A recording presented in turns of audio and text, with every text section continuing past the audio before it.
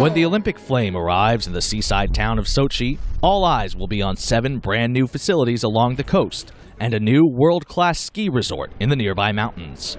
For 17 days, the world's best winter athletes will dazzle and inspire.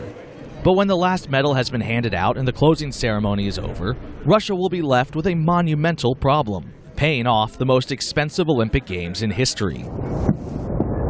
The issue of exorbitant Olympic expenses is nothing new.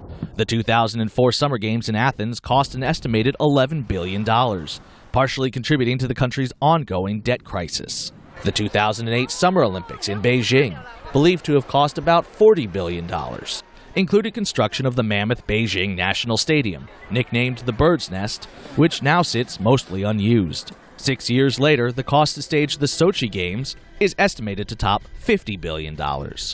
Given the skyrocketing costs of the Olympic Games, the question is, why host?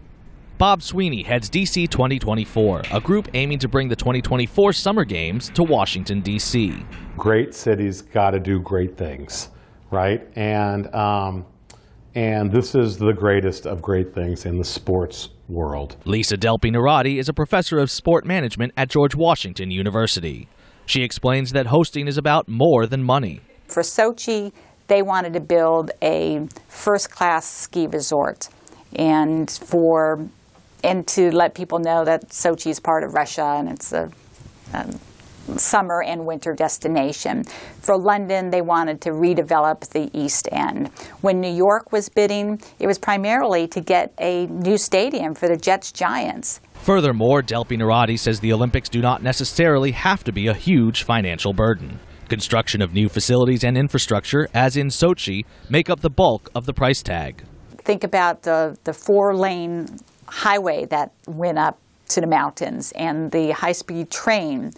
So, and then the 7 new venues that are in an area of Adler that never existed before. So if you didn't have to build all of that infrastructure, your Olympic budget would be very reasonable. She adds the onus is on the IOC to select the candidate city with the most responsible plan. And Sochi, she says, is not an example of hosting the right way. Now, Sochi is an outlier. I mean, it's very rare that the International Olympic Committee gives a Winter Olympic Games to an area that doesn't already have a ski resort.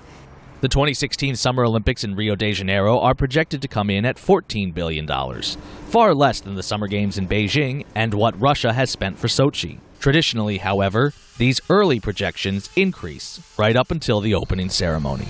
Brian Allen, VOA News, Washington.